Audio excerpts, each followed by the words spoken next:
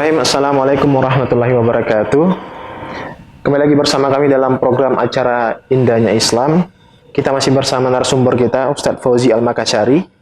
Kita akan lanjut nih Ustadz ke pertanyaan berikutnya. Mungkin Ustadz bisa memberikan gambaran nih Ustadz mengenai jenis-jenis sihir yang bisa ditemukan di kalangan masyarakat nih Ustadz. Ya, baik. Alhamdulillah, wassalatu wassalamu ala Rasulillah. Jadi kalau kita berbicara jenis-jenis sihir yang ada, ya, itu sangat banyak. Ya, sangat banyak. Namun di antara yang paling sering kita jumpai adalah sihir perceraian. Ya. Sihir perceraian. Ya. Dan sihir perceraian ini tidak khusus mengenai suami istri, tapi bisa juga ya mengenai antara mitra bisnis yang satu dengan mitra bisnis yang lain. Bisa juga antara ya orang tua dengan anak.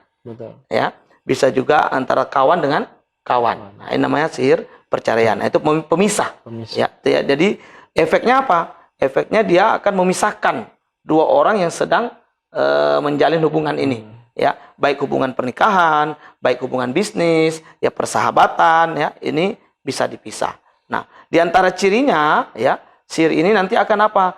Masing-masing merasa benci dengan pasangannya.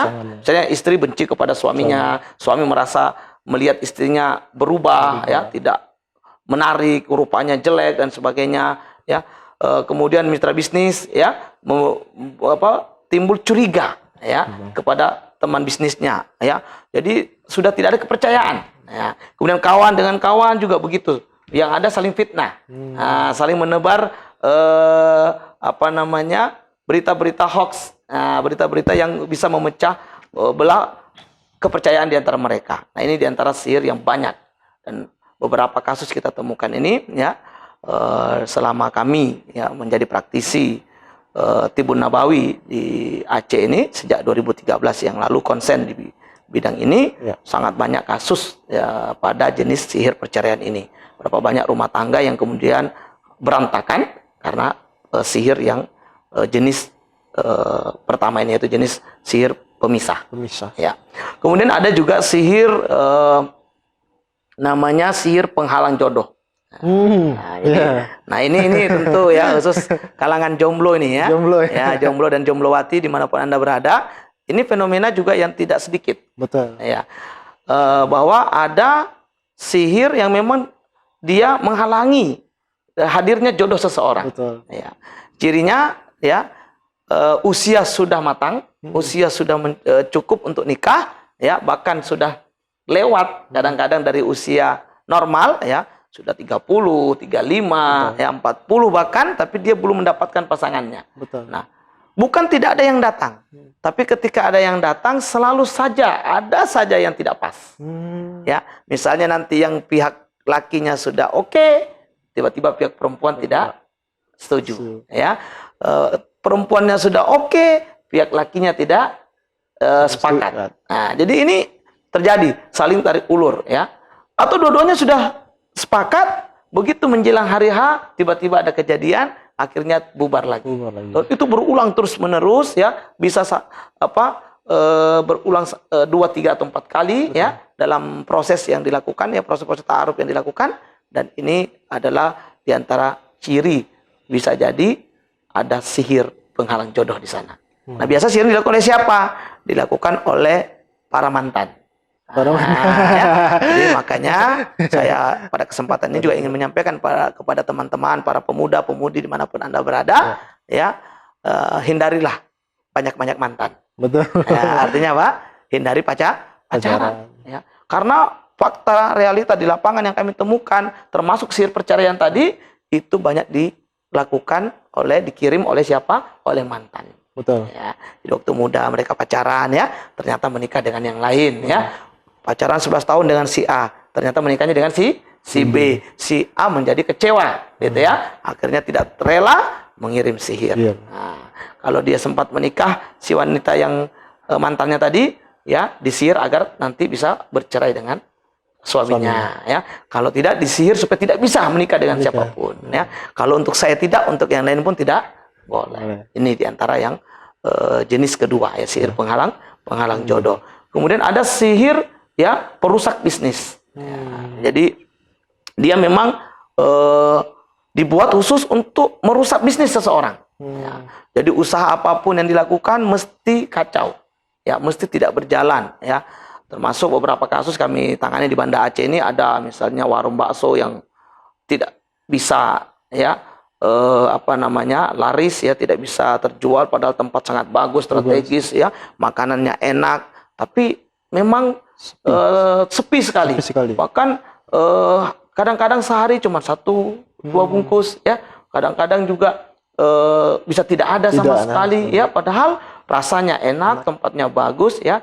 Nah, ini adalah contoh sihir dalam usaha untuk menghancurkan usaha. Ya. Ada juga misalnya pemilik rumah makan, ya, nasi geprek, kita ayam geprek kan lagi tren-tren, ya, hari ini, ya, itu terjadi.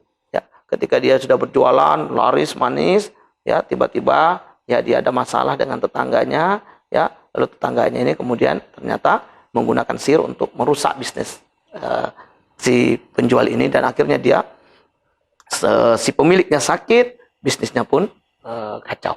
Ya. Nah, ini ada banyak fenomena seperti ini. Kemudian di antara sihir yang lain adalah sihir gila.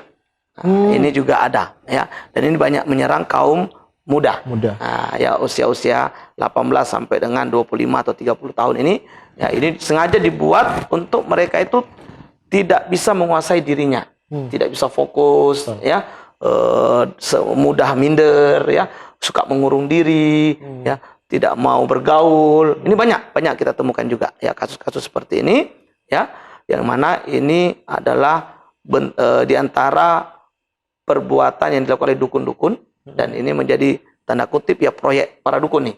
Jadi mereka kerjasama antara satu dukun dengan dukun yang lain, yang satu membuat penyakit, yang satu mengobati. Nah, gitu. Ya.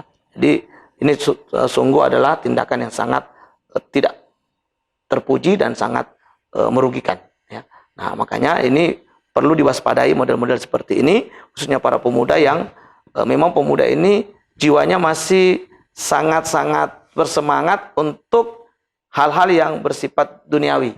Ya, sehingga kadang-kadang terlalaikan dari perkara-perkara agama.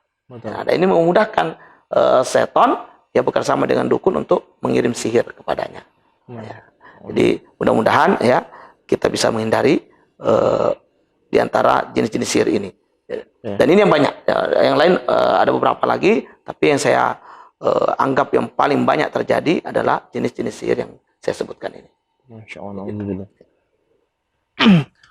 Kalau dari dukun sendiri itu, Ustadz, dia memang orang yang beriman atau gimana sih, Ustadz? Kalau kita bicara soal sihir ini, Ustadz.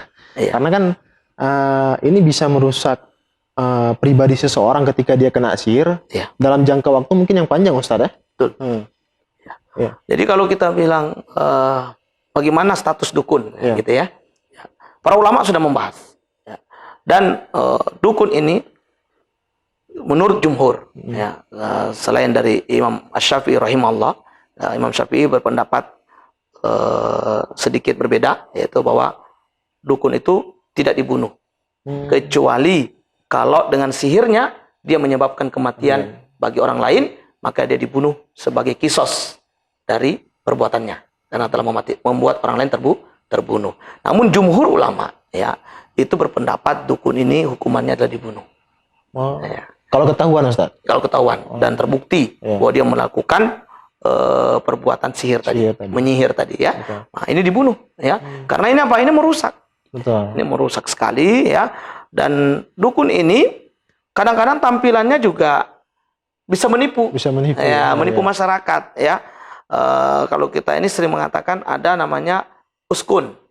Ustadz dukun. Nah, tampilan ustadz tapi aslinya dukun, ya. Kalau di Aceh mungkin disebut tengdun. Ya, tengku tapi dukun. Nah, ya, karena kalau di luar Aceh kan ustadz, kalau di Aceh tengku dianggap.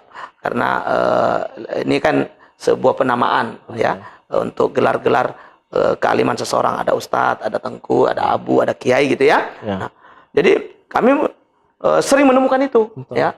Bagaimana ketika kita tanya kepada klien kita, Bapak, Ibu, adik, abang pernah berobat di mana? Kami pernah berobat ke ustadz, peruqyah juga, ya. Begitu kita tanya bagaimana cara meruqyahnya dan sebagainya, ternyata, ya, ruqyah yang dia lakukan adalah ruqyah syirkiyah. Ya, ruqyah ala dukuniyah. Yaitu dengan apa? Ya menggunakan benda-benda syirik, ya, memberikan penangkal-penangkal, ya, menyuruh hal-hal yang aneh seperti misalnya kamu tidak boleh kena air dalam waktu sekian hari, ya, kamu harus mengurung di kamar tanpa cahaya sekian hari, ya, kamu harus menyembelih ini misalnya, ya, kemudian ini ada tulisan kertas wifik dan sebagainya, kamu bisa tempel di rumah, di dinding, di dompet, taruh dompet ataupun benang yang dikasih kertas tadi diikat di pinggang dan sebagainya. Nah, ini adalah bentuk-bentuk ruqyah ala dukuniyah, ya, atau ruqyah syirkiyah. Dan tapi ya mereka ini penampilannya kadang-kadang jauh lebih islami dari para ustadz-ustadz yang betul-betul melakukan pengobatan ruqyah syariah ini. Jadi kita jangan mudah tertipu ya dengan dukun-dukun ini, karena dukun-dukun hari ini juga sudah menggunakan istilah ruqyah dalam pengobatan mereka. Ya. Dan hari ini mereka lebih ngetren daripada para peruqyah syariah itu sendiri di sosial media. Betul. Ya, mereka di YouTube bertebaran, ya. Mereka juga bertebaran di tulisan-tulisan mereka juga bertebaran di sosial media, ya. Dan bahkan masyarakat kita umumnya masih sangat mudah latah dengan model-model pengobatan yang sifatnya instan. Nah, ciri sihir itu instan. Hasilnya instan. Nah, adapun ruqyah syariah dia itu ya bisa instan dengan izin Allah, tapi juga bisa berproses. Ya, panjang, ya. Tentu ada beberapa hal yang harus diperhatikan. Mulai dari si terapisnya, mulai dari kliennya, ya, kemudian suasananya, ini semua perlu dilihat. Harus mencukup apa istilahnya, memenuhi syarat-syarat agar Allah mau menolong. Begitu. Nauzubillah. Baiklah pemirsa RJTV yang dimuliakan oleh Allah Subhanahu wa taala, tetap bersama kami dalam program acara Indahnya Islam.